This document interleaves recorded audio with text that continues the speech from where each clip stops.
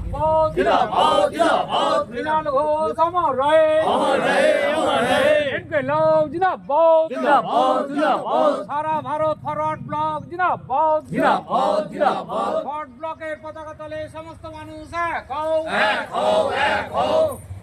আন্দোলন করছেন দীপঙ্কর কাস্টমার इनकलाब जिंदाबाद जिंदाबाद जिंदाबाद मृणाल घोष अमर रहे मृणाल घोष अमर रहे सारा भारत फरवर्ड ब्लक जिंदाबाद जिंदाबाद जिंदाबाद सारा भारत फरवर्ड ब्लक जिंदाबाद जिंदाबाद जिंदाबाद फरवर्ड ब्लकेर पताका तले समस्त मानुष एक हও इनकलाब जिंदाबाद जिंदाबाद जिंदाबाद मृणाल घोष अमर रहे এই স্লোগান দিবে সাউথ মিয়ানদার পুত্র আশিস বলো আশিস চালায় মিয়ানদার পুত্র আশিস মালনা করে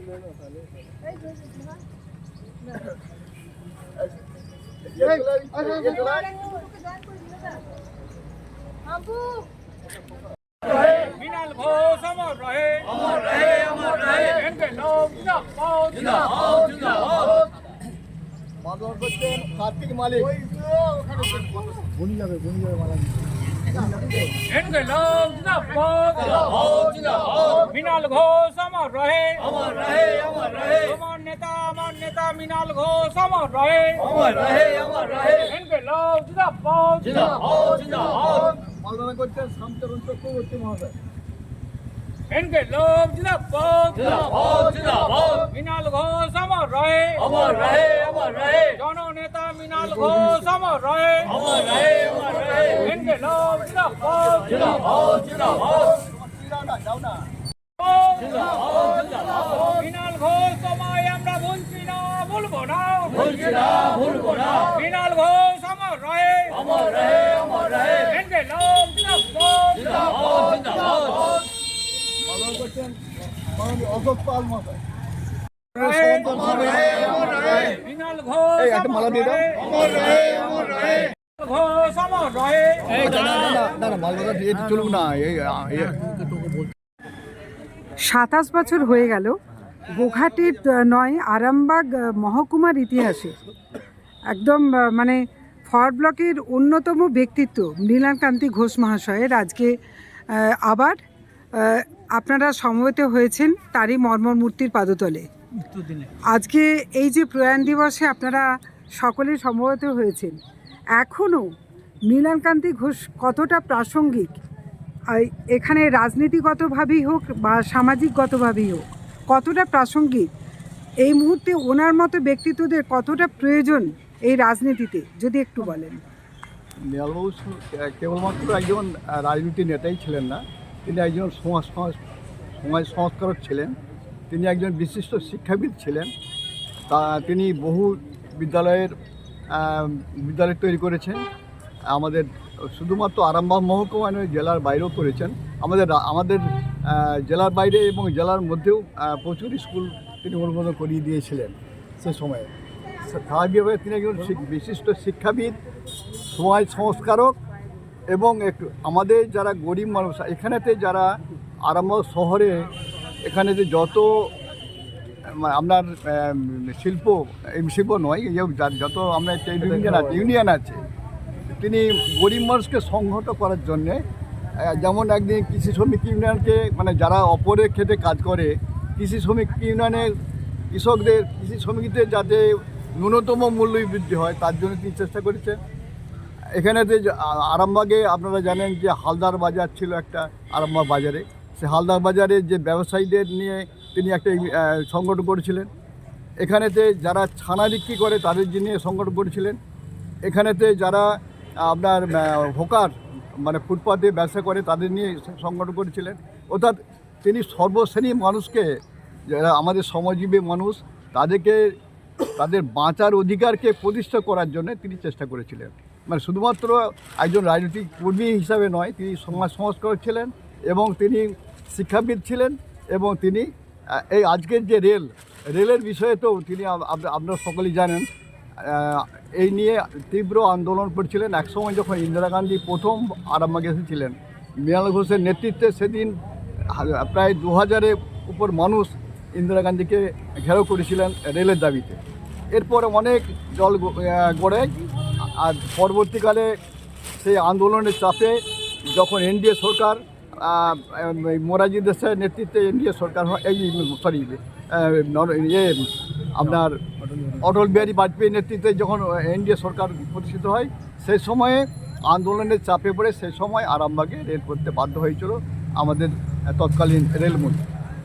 এবং এর জন্য যথেষ্ট অবদান ছিল মৃণালকান্তি ঘোষ মহাশয়। হ্যাঁ, এবং অবশ্যই। শেষ মুহূর্তে তিনি যদি সেই সময় রেলমন্ত্রী আজ- মমতা ব্যানার্জির কাছে পৌঁছে যেতে না পারতেন, এবং তাহলে তার একটা অনুরোধে যে কাজটা হয়েছিল, আরামবাগে যারা আজকে রেলে চড়ছি তাদের এই ইতিহাসটা অনেকেরই এখনো পর্যন্ত জানা নেই। মৃণালকান্তি ঘোষের অবদান অনস্বীকার্য। এই এখন যে রাজনীতি চলছে, এই যে রাজনীতির প্রেক্ষাপটে মৃণালকান্তি ঘোষদের মতো ব্যক্তিত্বদের কতটা প্রয়োজন বলে মনে করেন? মানে মৃণালকান্তি ঘোষের মতো মানুষদের আজকে খুবই প্রয়োজন, কারণ আজকে যেভাবে দুর্বৃত্তায়ন হচ্ছে, রাজনীতির দুর্বৃত্তায়ন, এই দুর্বৃত্তায়নের বিরুদ্ধে তার মতো মানুষ আজকে সমাজে থাকা উচিত ছিল। আজকে তার অভাব আমরা সকলে অনুভব করছি। আমরা যারা তার সহকর্মী ছিলাম এবং যারা তার মানে শুধু এখানে যারা এসেছেন তাকে শ্রদ্ধা জানাতে, এখানে শুধু ফোর্ট ব্লকের লোক নাই, এখানেতে সাধারণ মানুষ আছেন এবং বিশিষ্ট ব্যক্তিত্ব আছেন। দলমত নির্বিশেষে আজকে মানুষ প্রতি বছরই এই দিনটাতে আসে। এসে শ্রদ্ধা জানিয়ে যায়। শুধু এখানে নয়, আমরা এখানেতে করছি, আমরা নকুন্ডাতে আমরা ওনার যে শ্মশান যেখানে দাহ করা হয়েছিল সেখানেতে আমরা শ্মশানেতেই সেখানেতে স্মৃতি মন্দিরে সেখানে খাওয়ার ব্যবস্থা হয়েছে। সেখানে দুপুরে মানুষকে যাতে খায় সেখানে খিচুড়ি ব্যবস্থা করা হয়েছে। আবার দুপুরে নরনারায়ণ সেবা হবে। আবার ইয়েতে বৈকালেতে 3টের সময় তারই প্রতিষ্ঠিত নেতাজি ভবন, সেখানে আমরা কামারপুকুর চটিতে, কামারপুর ডাকবাংলোর কাছে, ওই পার্টি অফিসে আমাদের নেতাজি ভবন, তারই প্রতিষ্ঠিত নেতাজি ভবন, সেখানে আমরা আলোচনা সভা করব। আমরা ওনার পুত্র আশিস বাবুকে দেখতে পাচ্ছি। আশিসবাবু, আজকে কি মনে হয় যে মৃণালবাবু আপনি সন্তান, আপনি যথেষ্ট গর্বিত, মানে সবাই আপনাদেরকে সেই শ্রদ্ধার চোখে দেখে কারণ আপনারা মৃণালবাবুর সন্তান। তো আজকে কি মনে হয় যে আপনার বাবার মতো নেতৃত্ব কতটা প্রয়োজন এই সমাজ সংস্কারের ক্ষেত্রে? দেখুন, মৃণাল ঘোষ তো একজন শুধু বাবা হিসেবে আমাদের কাছে না, যতটা তার থেকে এমনি সাধারণ মানুষ যাদের মানে আশ্রয় দেওয়ার কেউ নেই, পাশে দাঁড়ানোর কেউ নেই, গরিব মানুষ যারা চিকিৎসা করাতে পারে না বা যাদের মেয়ের বিয়ে হচ্ছে না, সেই সব লোকের জন্য মৃণাল ঘোষ বহুত কিছু করেছে। আমাদের থেকেও তাদের কাছে বাবা হিসাবে অনেক বেশি একেবারেই নিঃস্বার্থে। সেই হিসাবে এখন এই যাদের রাজনীতিবিদ দেখছেন তাদের সাথে মৃণাল ঘোষের তুলনা করা মানে তাকে অপমান করা অ্যাকচুয়ালি। কারণ এখন যেভাবে দলবদল দেখছেন আমরা সবাই জানি এটা নতুন কিছু নয়, সকালে একরকম বিকেলে একরকম, সুতরাং তাকে এর মধ্যে না টানাই ভালো। তিনি তার মতন একটা অন্য লেভেলে চলে গেছেন, সুতরাং তার মধ্যে মানে কি বলবো আর, এই এখন যে পরিস্থিতি অবশ্যই দরকার, এরকম মানুষ হলে তো আমাদের সবারই ভাগ্য বলুন, সমস্ত কিছু বিচার ব্যবস্থা বা চিন্তা ভাবনা বলুন সবই পাল্টাবে। কিন্তু হচ্ছে এখন জিনিসটাই এরকম হয়ে গেছে, সুতরাং অবশ্যই তার মতন লোক যদি আসে আরও বেটার কিছু রাজনীতিক হবে বা আমাদের উন্নয়ন, সমাজের উন্নয়ন, মানুষের উন্নয়ন সবই সম্ভব। কিন্তু এরকম মানুষ এখন কত দিনে আসবে সেটাই তো বোঝা মুশকিল। এরকম মানুষ তো সচরাচর আসেন না। একেবারেই। হরিপ্রসাদ বাবুকে পেয়েছি, একটু যদি জানান, কারণ কালীপুরে একই সাথে মৃণালবাবুর সঙ্গে একই সাথে আপনারা মানে একদম সহযোদ্ধার মতো ছিলেন। আর তাছাড়া তো শুধু কালীপুর নয়, ওনার ব্যক্তিত্ব হুগলি জেলা জুড়ে এবং তারও বাইরে। কি বলবেন আজকে 27টা বছর ধরে শিবপ্রসাদ মালিক বাবুরা একইভাবে শ্রদ্ধা জানিয়ে যাচ্ছেন। অনেকে ভুলে যায় কিন্তু এনারাও ভোলেননি, একইভাবে সেইভাবেই শ্রদ্ধা জানিয়ে যাচ্ছেন। কি বলবেন আপনি? আমি তো রাজনীতির তেমন বুঝি না, তো মৃণাল এমনই একজন, সকলেরই সে শ্রদ্ধাভাজন। মৃণাল সকলেরই শ্রদ্ধাভাজন, কিন্তু আমার স্নেহভাজন। আমি তাকে শ্রদ্ধা ভক্তি করি না, আমি তাকে ভালোবাসি। এবং মৃণালের মধ্যে যেটা দেখেছি আমি রাজনীতি বুঝি না, কিচ্ছু বুঝি না। আমি সংস্কৃত জগতের মানুষ এবং মানুষকে ভালোবাসি। মানবতাই আমার শ্রেষ্ঠ ধর্ম আমার কাছে মনে করি, এবং খাঁটি মানুষ হতে, পরিপূর্ণ একটা ভদ্র মানুষ, ভালো মানুষ হতে বলি একমাত্র মৃণাল। ওই ধরনের মানুষ কমে যাচ্ছে, তার অন্য কিচ্ছু জগতে আমি অন্য কিচ্ছু দেখছি না, কী পার্টি করে কী কারণ জানি না, কিন্তু সমস্ত মানুষের জন্যে, সাধারণ মানুষের জন্যে, গরিব দুঃখীর জন্যে, যে কোনো জগতে এই যে মানব প্রেম, মানব প্রীতি, ভালোবাসা ছাড়া এর মধ্যে আর কিছু ছিল না। আমি সেইটাই মনে করি যে জগতে এইটা আমাদের কমে যাচ্ছে, যে হিংসা কলহ হচ্ছে, এইগুলো থেকে সম্পূর্ণ বিরক্ত। আত্মপ্রচার বিমুখ মানুষ একটা, মানব দরদী মানুষ একটা, মানব প্রেমিক একটা, প্রকৃতিপ্রেমিক মানুষ একটা, এবং সবসময় তিনি সবাইকে ভালোবাসতেন, সবাই তাকে ভালোবাসতেন। ভালোবাসা ছাড়া আর কিছু আমি বুঝি না, এবং সেই মানুষটা একমাত্র পারফেক্ট মানুষ বলতে প্রচুর মানুষ আমার বয়স আমি প্রচুর দেখলাম, কিন্তু একবারে খাঁটি মানুষ, ভদ্র মানুষ, মানবপ্রেমিক মানুষ একমাত্র মেয়ে। এখানে আমি আরও একজন ফরওয়ার্ড ব্লকের বিধায়ক প্রাক্তন শিবপ্রসাদ বাবুর পরে আমরা পেয়ে গেছি নিরঞ্জন বাবুকে।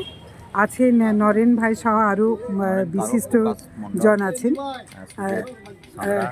বলুন আজকে কতটা প্রাসঙ্গিক লাগছে? আজকের দিনটা আমাদের কাছে খুবই দুঃখজনক দিন। মানে ফরওয়ার্ড ব্লক শুধু নয়, আরামবাগবাসীর কাছে একসময় মৃণাল ঘোষ ছিলেন এই এলাকার মানুষের একজন কাণ্ডারি।